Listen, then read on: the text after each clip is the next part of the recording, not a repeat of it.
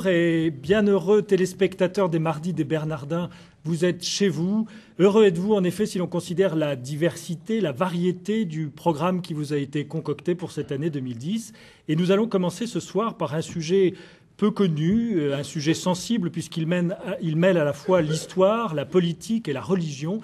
Il sera en effet question entre nous, avec nos invités, des minorités chrétiennes de Turquie et de leur avenir. Faibles par le nombre de leurs fidèles, tout au plus 100 000 pour 76 millions de Turcs, ces communautés ont toutefois une place symbolique très forte au sein de la société turque contemporaine. Et j'en prends un exemple récent avec l'intervention du patriarche œcuménique Bartholoméos Ier, qui est un Turc qui réside à Istanbul et qui déclare sur une chaîne américaine il y a peu de temps qu'il se sent parfois crucifié par la façon dont les chrétiens de Turquie sont traités. Et cette déclaration crée une véritable affaire d'État. Alors, qui sont ces chrétiens de Turquie? Quel sort leur est réservé dans un pays qui est à la fois musulman, laïque et qui est aux portes de la communauté européenne? Et enfin, quel est leur avenir? Voilà parmi les questions que nous allons évoquer avec nos 4 invités que je vous présente tout de suite, à commencer par vous.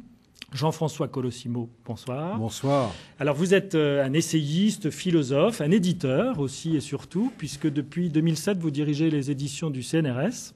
Voilà, vous êtes une voix entendue et reconnue de l'orthodoxie en France. Vous nous raconterez peut-être tout à l'heure comment vous êtes converti à l'orthodoxie. Et puis vous enseignez à l'Institut de théologie orthodoxe Saint-Serge.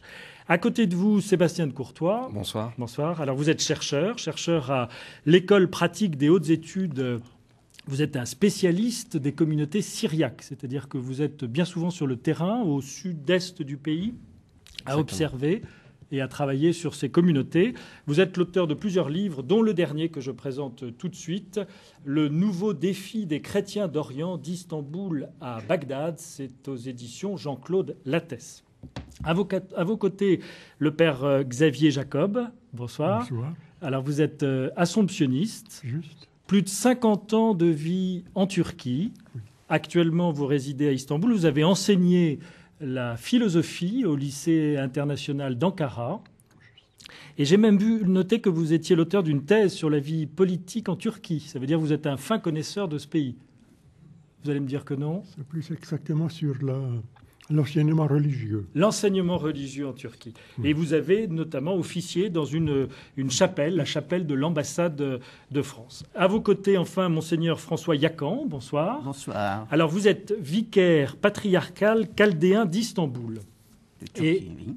Et de Turquie.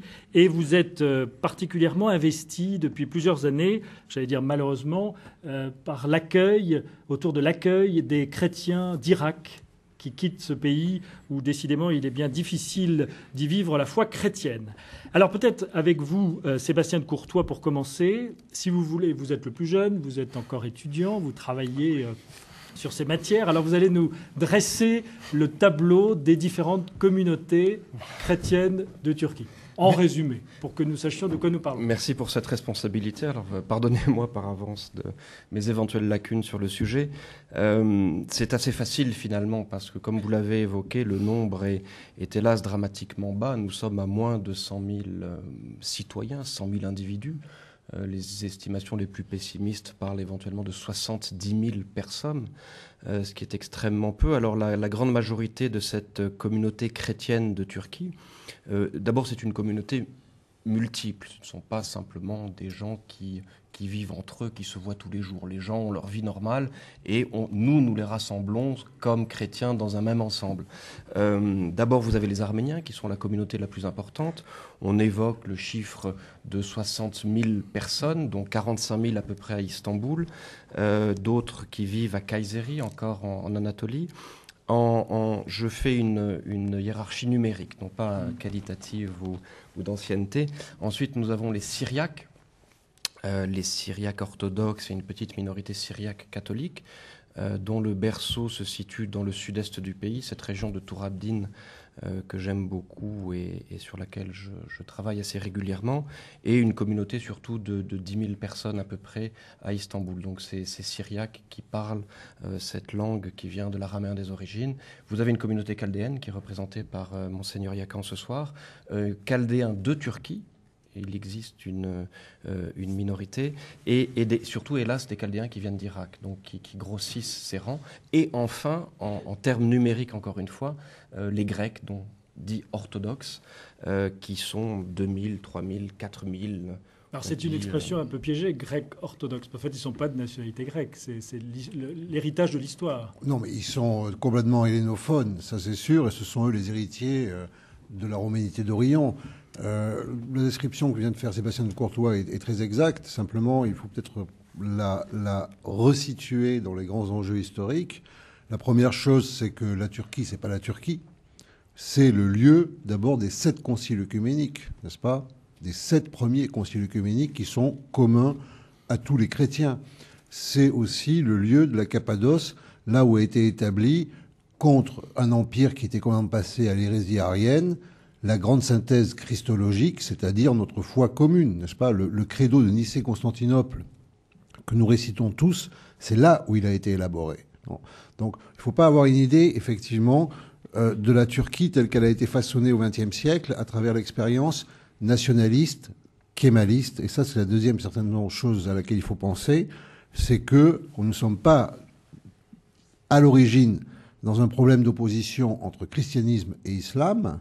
Nous sommes à l'origine dans un problème de jacobinisme nationaliste, révolutionnaire, qui a voulu copier l'Occident. Et c'est pour cela qu'aujourd'hui, sur le territoire turc, le nombre de chrétiens est si petit, parce qu'il y a un siècle, la proportion était infiniment plus grande.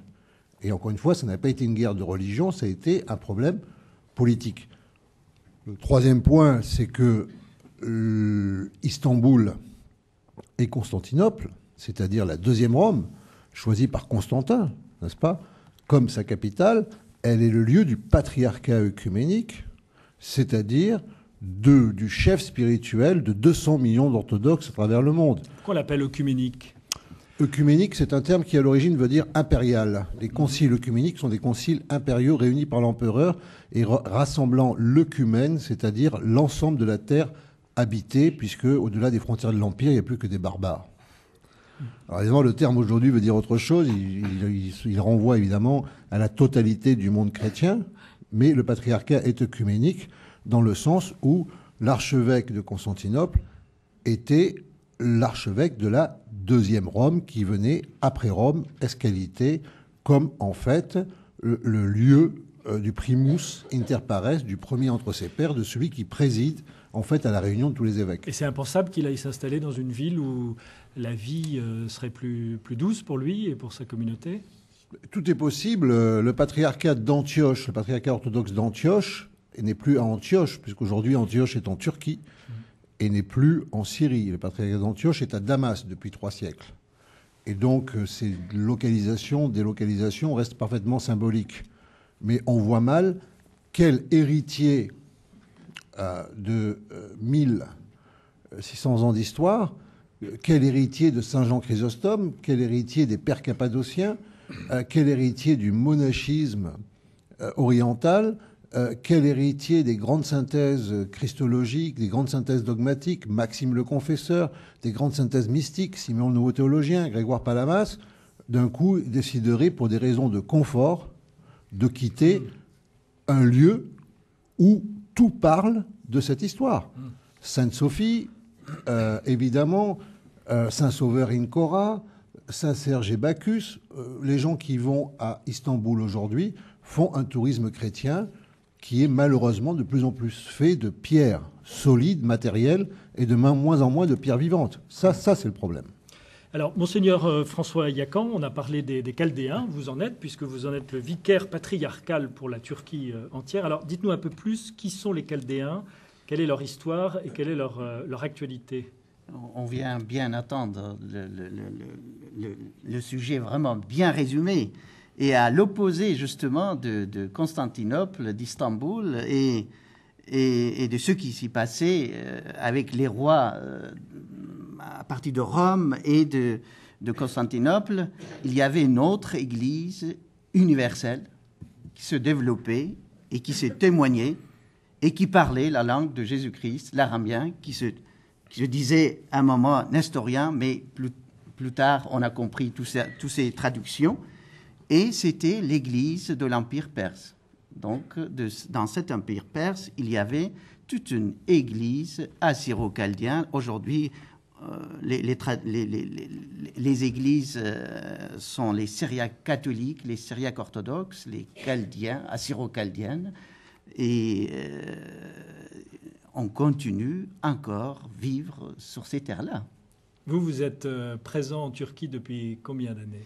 En fait, je vais vous avouer que je suis nommé là-bas pour 4 ans et ça fait 12 ans que je suis là-bas. Vous arrivez d'où, en fait ? Je suis arrivé d'abord de l'est de la Turquie à Istanbul, d'Istanbul à Paris, de Paris à Istanbul. Et alors, quel est le sort qui est réservé à vous qui êtes un religieux, un leader religieux? Quel est le sort qui est réservé à votre communauté au jour le jour dans la société turque contemporaine?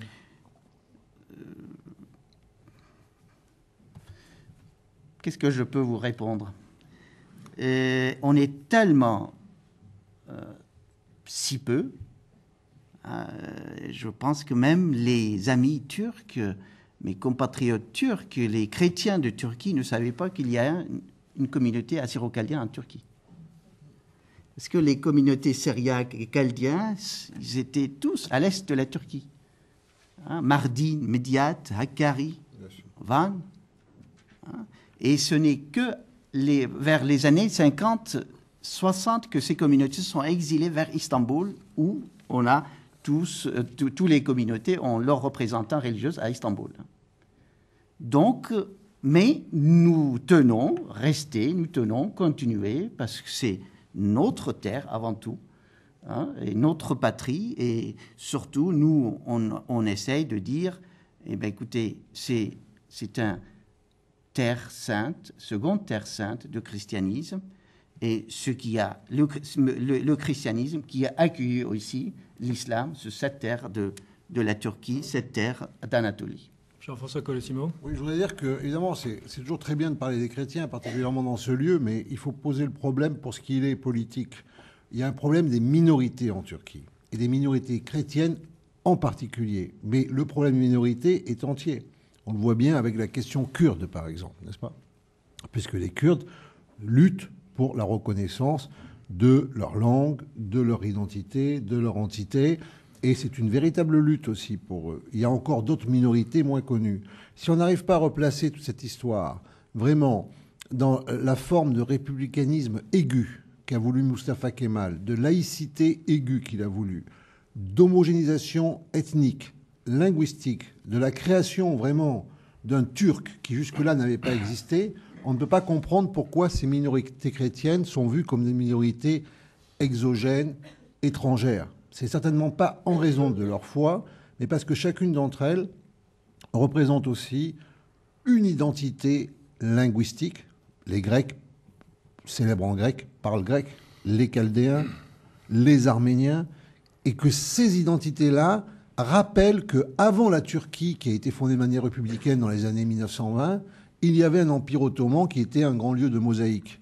Et c'est vraiment un conflit entre l'État-nation, qui homogénise, et la réalité historique, en fait, avant même d'être un conflit religieux ou une sorte de choc des civilisations, c'est ça. On sait quoi d'autre. Vous nous dites que la question n'est pas la question de l'islam turc, mais c'est la question de la laïcité turque. On va en parler tout à l'heure, mais paradoxalement, l'AKP au pouvoir, qui est le parti musulman-démocrate défini comme tel, on peut en discuter des heures, mais en tout cas, bon, c'est comme ça qu'il se définit. Il a été en tout cas élu démocratiquement et contre la volonté des militaires, contre la volonté des républicanistes, pratique à l'égard des autres groupes religieux un peu moins de pression que ne le faisaient les laïcistes occidentalisés.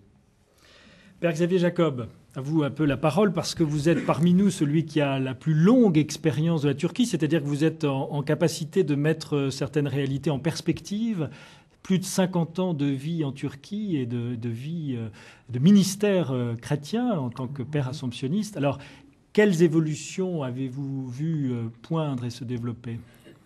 Des évolutions, je dirais, plutôt contradictoires. Au point de vue numérique, il y a une diminution assez forte des chrétiens qui sont partis, surtout les classes pauvres, je dirais. Ils ont profité de l'occasion quand l'Allemagne a demandé des ouvriers. Ce sont les pauvres d'Ankara et d'ailleurs qui sont partis le plus souvent. Ce qui a diminué de beaucoup le nombre de chrétiens. Mais par le fait même également, le niveau social s'est amélioré parce que les pauvres sont partis et même ceux qui sont revenaient ensuite avec un certain budget, disons, et une profession. Une autre évolution, c'est la diminution des catholiques latins, surtout les institutions, les écoles tenues par les frères, les écoles chrétiennes, les dames de Sion et d'autres, ont des lycées, il y en a 5 à Istanbul. Il y a 40-50 ans, dans chaque lycée, il y avait quelques 25 ou 30 religieux ou religieuses qui enseignaient du français. Maintenant, ils sont encore au nombre de 2 ou 3 dans chaque école. Ce qui a changé beaucoup le niveau de ces écoles. Dans le passé, on enseignait à peu près tout en français, avec les programmes français, ce qui avait comme résultat que très souvent, les élèves qui en sortaient connaissaient mieux l'histoire de la France que l'histoire de la Turquie. On a donc changé les programmes, que les gens connaissent également leur propre langue, leur propre littérature et leur propre histoire. Vous avez dit récemment qu'on entrait dans une période plutôt d'apaisement. Alors c'est intéressant que vous développiez ce point de vue, apaisement dans la relation avec les pouvoirs publics en Turquie, et que paradoxalement, au moment où cet apaisement arrivait, les communautés, elles disparaissaient. Ce qui est un bilan très, très noir, très négatif que vous faites. On ne peut pas dire que les communautés disparaissent. Elles sont diminuées. Ce n'est pas la même chose. Donc elles se maintiennent. Elles sont plus unies entre elles. Dans le temps, chaque communauté était plus ou moins autonome, ne s'occupait pas beaucoup des autres. Maintenant, on a senti le besoin de se réunir. On a créé à Istanbul l'Union des religieux de Turquie, qui réunit toutes les congrégations présentes dans le pays pour avoir une espèce de collaboration et surtout pour se connaître. Et quand le Pew Forum, là, cet organisme qui manifestement fait un travail tout à fait objectif et sérieux, parle et classe très mal la Turquie comme étant l'un des pays où il y a des restrictions gouvernementales à la liberté religieuse, ça vous fait quel effet, vous qui finissez probablement par vous sentir très turc à force de vivre? Je trouve que c'est exagéré. Oui. Certainement. Dans la législation, il y a égalité totale. Dans la pratique, il y a une certaine, on pourrait dire, discrimination. Les chrétiens, on entend dire parfois, ils ne sont pas des nôtres, en ce sens-là. Ce n'est pas une inimitié, mais c'est une séparation. Monseigneur Yacan, sur ce sujet, quelle est votre expérience, votre témoignage? Je pense qu'en tant que représentant d'une communauté, je peux vous témoigner que chaque fois qu'on a frappé à une porte, la porte s'est ouverte pour nous. Mais est-ce qu'on est bien traité? Est-ce qu'on est bien accueilli? Est-ce qu'on a eu ce qu'on demande? Il faut insister tout le temps. Il faut toujours frapper la porte et il faut demander toujours. Je pense qu'il n'y a pas de discrimination. Il y a beaucoup de changements en Turquie. Il y a vraiment beaucoup de changements en Turquie actuellement. Et personnellement, je n'arrive pas vraiment à suivre ces changements. Et c'est toujours dans le bon sens. Pour nous les chrétiens. Moi, je parle pour nous les chrétiens. Et chaque fois, depuis 3 ans, 4 ans, on demande réparation d'une église, on répare l'église. Et on a les autorisations. Mais bien sûr qu'il y a manque des choses. Il y a beaucoup de choses encore à demander et à faire pour toutes les minorités. Moi, en Turquie, je n'aime pas ce mot minorité. Parce que je dis, nous, on n'est pas minorité. On est citoyen ou on n'est pas. Vous voyez? Alors donc, il faut insister. Je pense que, puisqu'on est là, on fait notre service militaire, on paye nos impôts, on est des citoyens, et on demande.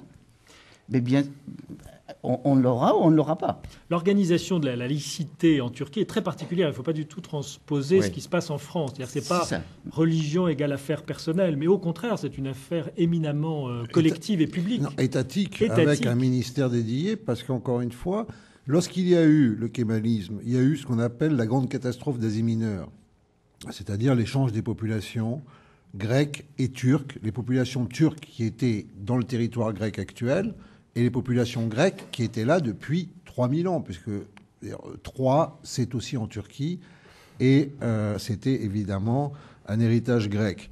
Donc cet échange de population, il s'est fondé sur une base ethnique. Mais le problème de la base ethnique, c'est qu'on ne savait pas si c'était une ethnie en dehors de l'espace linguistique, donc confessionnel.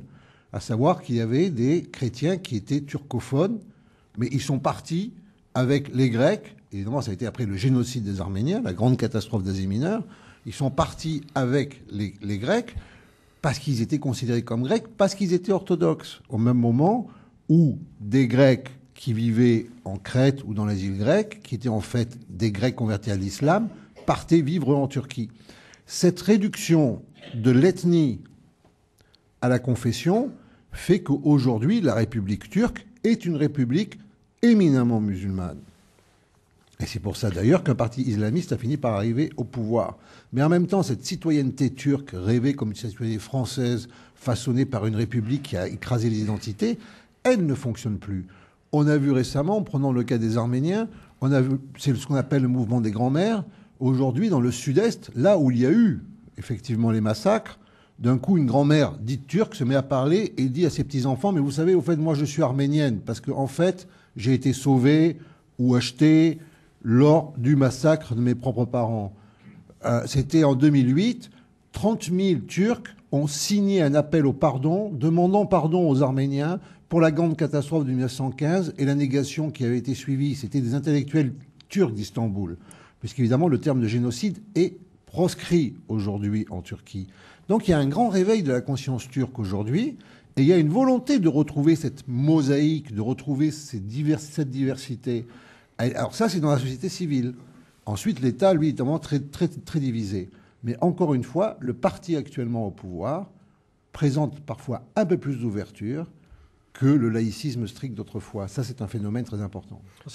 Justement, pour compléter ça, récemment, même le Premier ministre a dit, pour faire partie les minorités, mais c'est un fascisme, carrément, lui-même qui l'a dit ça. C'est un fascisme. C'est de désigner le minoritaire. Ah, oui. C'est la forme fasciste que d'accuser les autres d'être minoritaires. Accuser et de les faire partir.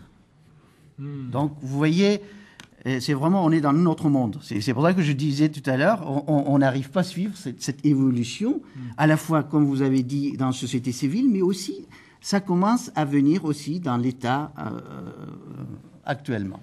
Je voudrais revenir sur une notion assez fondamentale que vous avez évoquée, c'est la notion de laïcité. Il faut que les choses soient absolument claires. Nous ne sommes pas dans un système comme chez nous, plutôt ouvert, plutôt intégrateur, où grosso modo tout le monde a le droit de faire un petit peu ce qu'il veut, de penser ce qu'il veut dans son coin.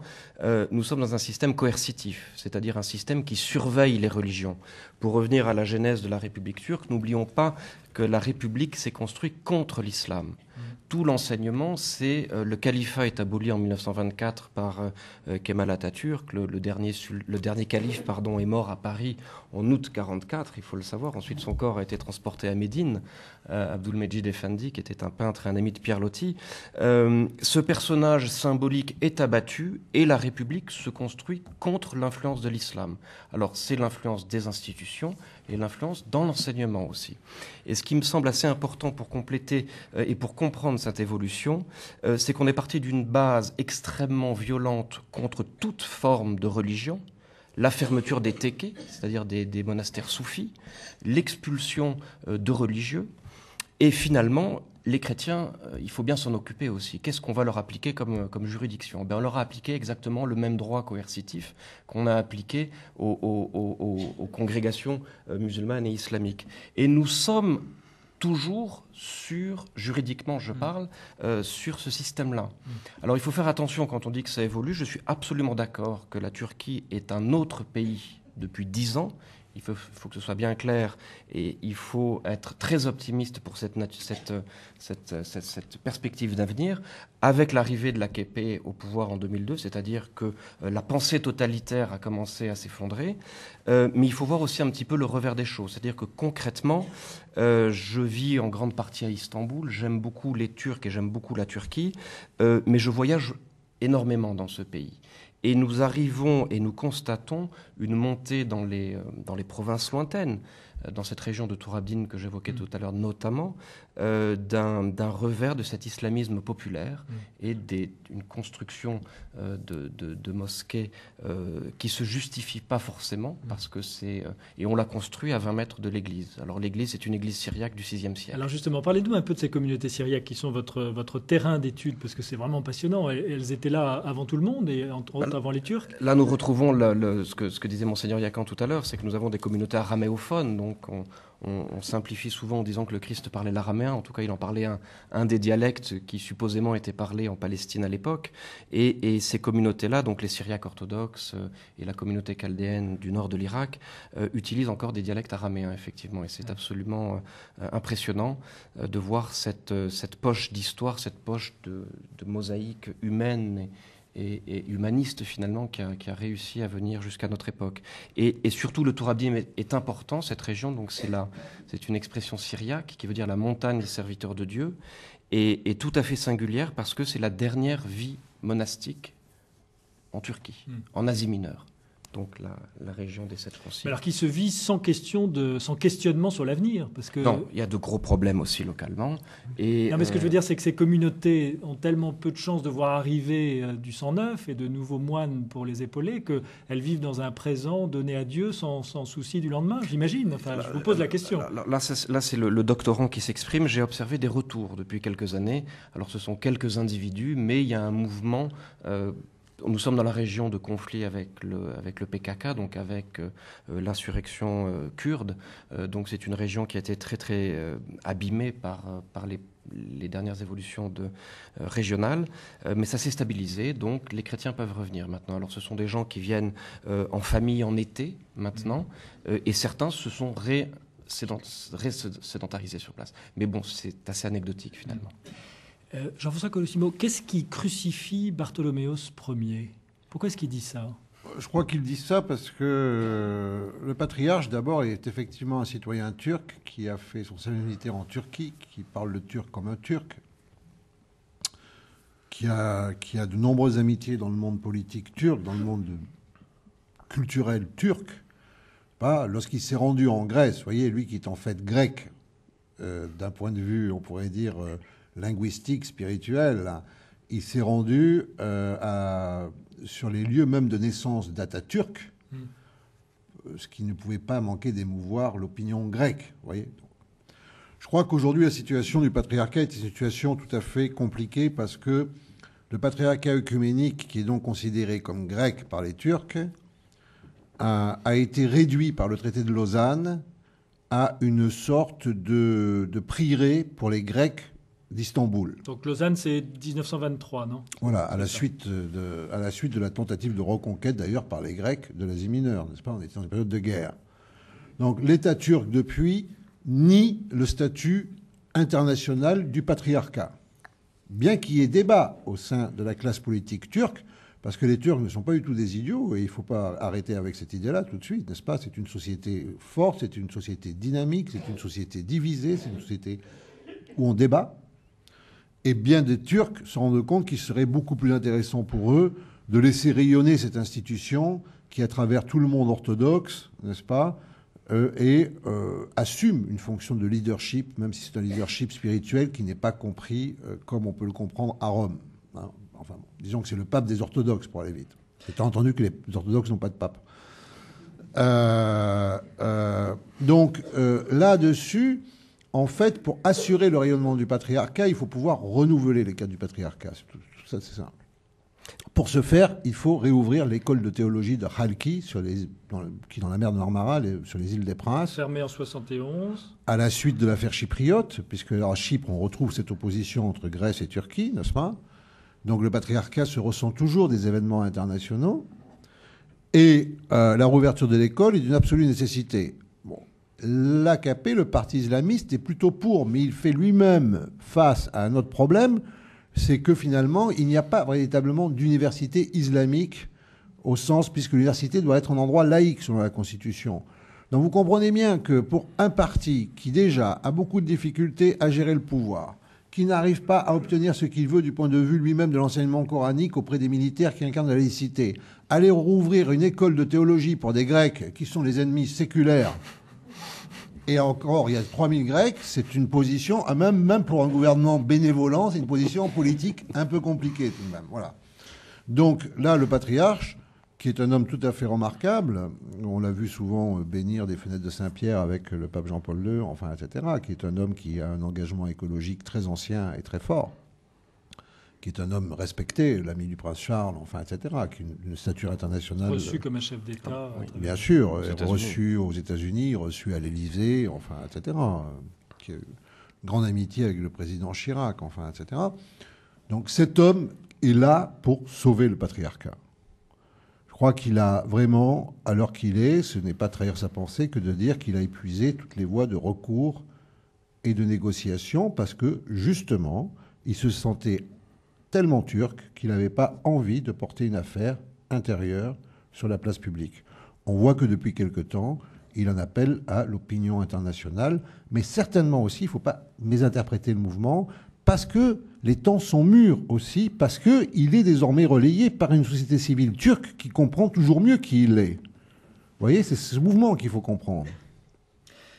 Moi, il y a une question que je me pose là, à ce stade de notre débat, c'est justement en ce qui concerne cette laïcité héritée de Mustafa Kemal, est-ce que cette laïcité n'est pas en train de se fissurer au plus haut sommet de l'État du fait de la montée de l'islam ? Mais j'allais dire qu'elle se fissure, que l'édifice kémaliste s'effondre. Alors ça va en faire, qui vient derrière ? ça va en faire sursauter plus d'un, mais il est temps de passer à autre chose. Il suffit d'aller à Ankara, le père Jacob connaît bien la ville, et d'aller sur la sépulture d'Atatürk. C'est un monument mussolinien. Il faut visiter le musée, il faut voir ces enfants en uniforme, ces enfants de 5 ans qui défilent en uniforme au garde à vous, devant des scènes de la guerre civile, devant les scènes de la guerre d'indépendance. On ne peut pas comprendre la Turquie moderne, ou en tout cas la Turquie kémaliste, cette vieille Turquie profondément réactionnaire et conservatrice, si on ne va pas, par exemple, à Ankara. Ce qui m'amène à dire qu'il faut bien penser à le remplacer par quelque chose, bien évidemment. Et je crois, comme le disait Jean-François Colosimo tout à l'heure, les Turcs sont suffisamment intelligents pour avoir eux-mêmes des solutions à proposer. Alors nous sommes sur une constitution qui est la constitution de 1881, et il y a de plus en plus de journalistes, d'intellectuels qui appellent à une révision de la constitution. Et même le Premier ministre, islamiste conservateur, il faut faire attention aux mots. Il faudrait qu'on parle un petit peu de l'islam turc aussi. Ça n'a rien à voir avec l'islam persan, ni même l'islam arabe. Alors, quelle révision de la Constitution ? Quoi concrètement ? Pour avoir alors, sur les articles de loi, ne me le demandez pas, je n'en sais rien, mais pour ouvrir la Constitution à adapter un système occidental qui soit véritablement parlementaire, et surtout que l'armée reste à sa place. Voilà, l'armée est en train de se réformer elle-même. Vous avez un journal, un quotidien qui s'appelle Taraf. Ils sortent tous les jours des informations sur l'armée, et les informations viennent de l'intérieur de l'armée. Ce qui veut dire qu'il y a des gens qui ont intérêt à ce que ça change. Père Jacob, 50 ans de vie en Turquie, ça veut dire que, enfin j'en fais l'hypothèse, vous allez me dire si j'ai raison, que l'essentiel de vos relations c'était des Turcs musulmans. Comment se vit cette relation au quotidien lorsqu'on est prêtre en Turquie ? Elle se vit assez simplement. Ils savent qui nous sommes, ce que nous faisons. Ils savent aussi que nous ne sommes pas leur ennemi, pas du tout. Pardon. Ils ont une espèce de sympathie à cause de l'attitude pacifique des chrétiens du lieu. Une autre question aussi à vous, Monseigneur Yakan. Quand on est peu nombreux, quand on est minoritaire, on a tendance, je le pense, à se rassembler. Alors comment est-ce que les églises chrétiennes s'unissent pour faire valoir leurs revendications, leurs points de vue, ou simplement leur droit d'exister en terre turque ? Chaque communauté a un chef spirituel. Et les pouvoirs publics font référence toujours à ce chef spirituel. comme pour les Grecs orthodoxes, ça s'intitulait Barthéléméos. Et les Arméniens, leur patriarche Moutafian, les Syriaques orthodoxes, les métropolites Youssouf Tchetin, les Syriaques catholiques Monseigneur Youssouf Sa, les Arméniens catholiques Monseigneur Tcholakian. Tout à l'heure, Sébastien a oublié de dire quelques mots aussi pour les amis protestants qui sont nombreux et qui font un travail formidable. Et les protestants aussi. C'est quoi un travail formidable, justement? Qu'est-ce que qu'ils cachent pas, qu'ils disent nous sommes chrétiens ici. Est-ce que ça veut dire qu'ils ont une démarche prosélyte aussi, est-ce qu'il y a une volonté de convertir ou pas? Non, on ne peut pas dire ça, mais ils cachent pas en disant on est chrétien, on publie des. Mais est-ce que la question de la transmission de la foi n'est pas posée? Pardonnez-moi cette question assez ouverte et un peu simplette, mais enfin, est-ce que la démarche de tout chrétien n'est pas de proposer la foi chrétienne à ces... Ce qu'on fait. Ce que vous faites. Ce qu'on fait, on fait le catéchisme en turc, en araméen, en syriaque, ou en arménien en Turquie. Le samedi, dimanche, ce qu'on fait tout le temps. Mais il n'y a pas de restriction à cette démarche de proposition de la foi dans un pays comme la Turquie? Non. Et vous voyez, depuis 2 ans, 3 ans, il y a une chaîne de télévision en Turc qui parle des chrétiens, des minorités, Sat7. Et il y a des radios qui parlent aussi, qui annoncent tout le temps, qu'on prie et on chante les cantiques et on propose. Et on reçoit KTO d'ailleurs aussi. On reçoit KTO, d'autres télés, etc. Donc non, pour ça il n'y a pas de restrictions. Si on veut travailler vraiment notre mission, évidemment, moi je voudrais vous dire quelque chose que ce qui nous démunit de notre force, c'est notre désuni. On n'est pas unis tout le temps. Chaque communauté est fermée sur elle-même, etc. Et je pense qu'il faut avoir des visions.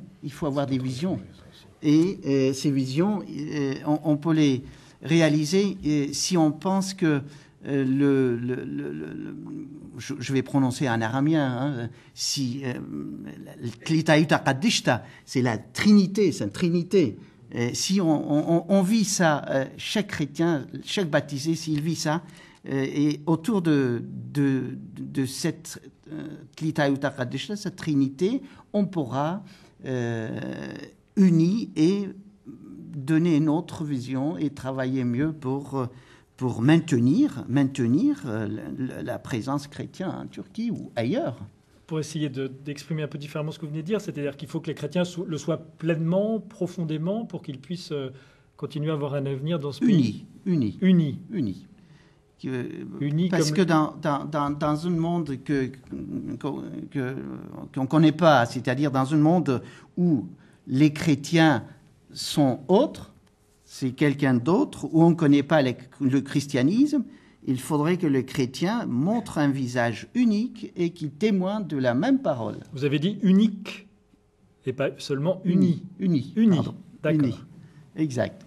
Merci de vous corriger. Oui, moi, je ne voudrais pas qu'on passe notre vie à majorer le modèle de prosélytisme de l'évangélisme américain qui commet aussi des fautes, des désastres, qui heurtent les cultures, il faut le dire.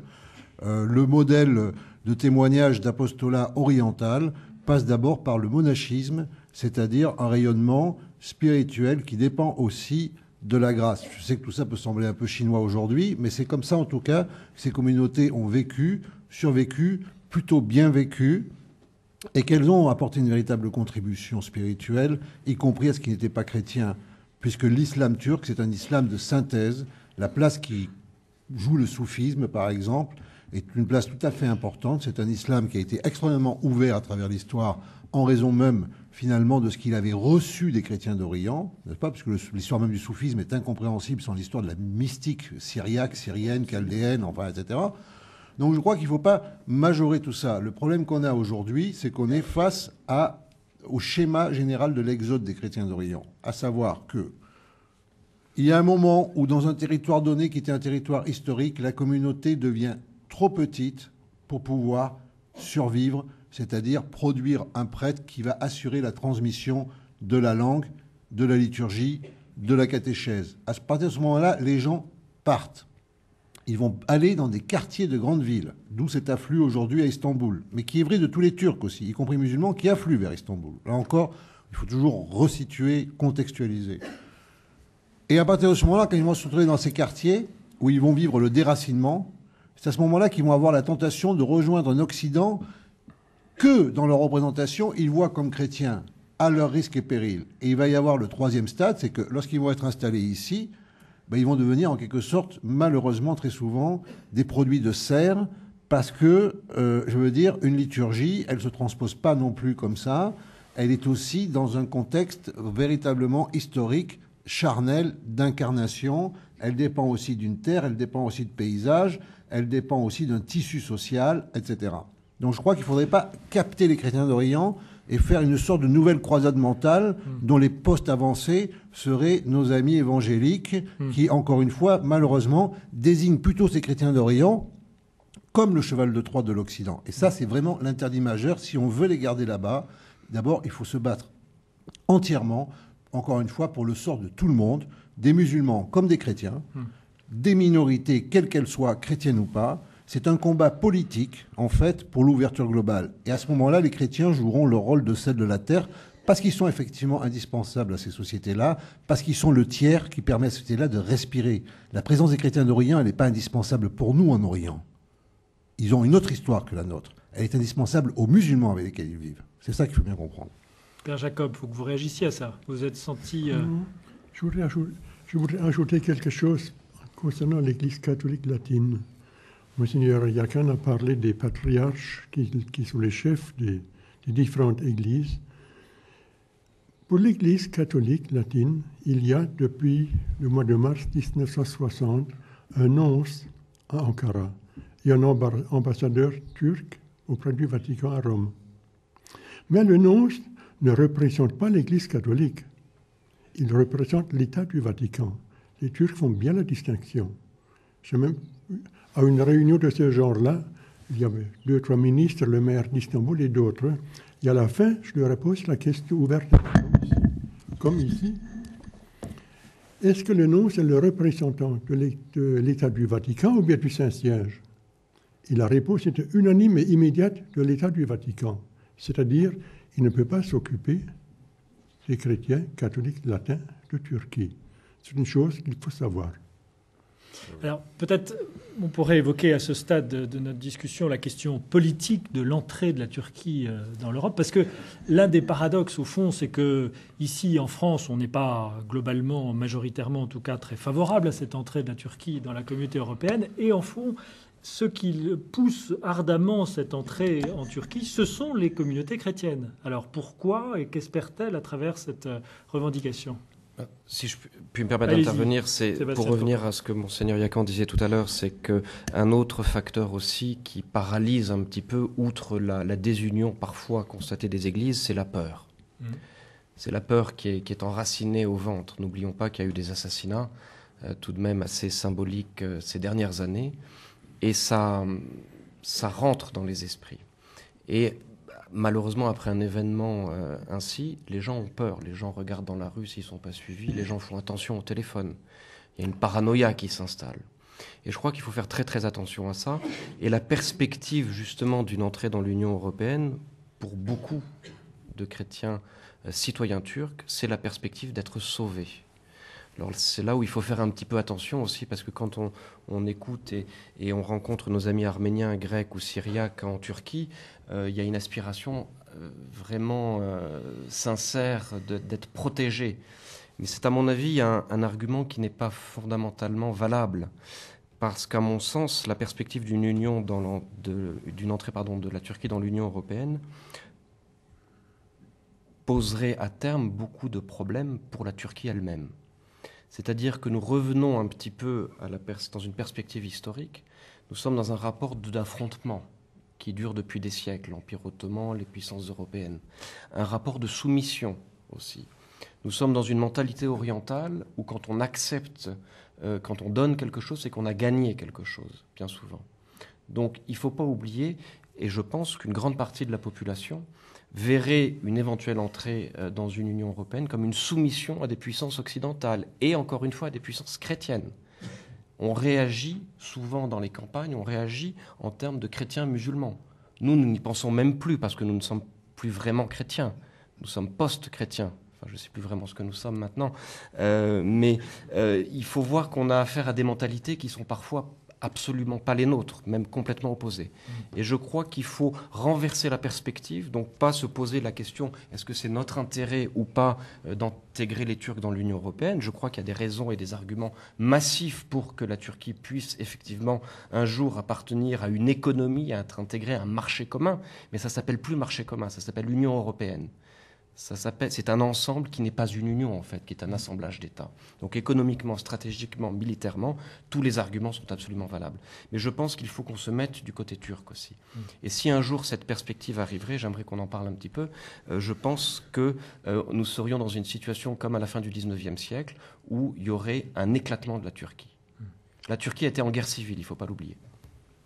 Jean-François Colosimo, vous voulez réagir? Oui, enfin bon, c'est une affaire extrêmement complexe. C'est comme la corrida, donc comme ça divise les familles, on ne va pas trop y insister. Mais en fait, la Turquie est candidate à l'Union européenne, qui ne s'appelait pas encore l'Union européenne, depuis à peu près 40 ans.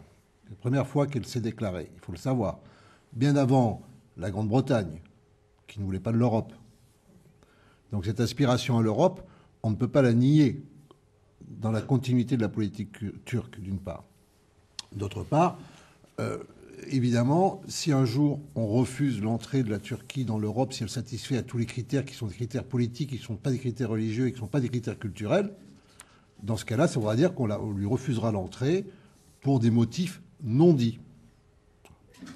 Dans ces motifs non dits, j'en vois deux.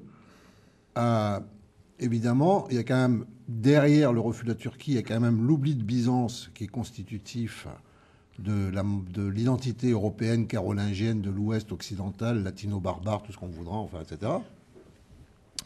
Et le deuxième point, évidemment, ça sera la question de l'islam, n'est-ce pas?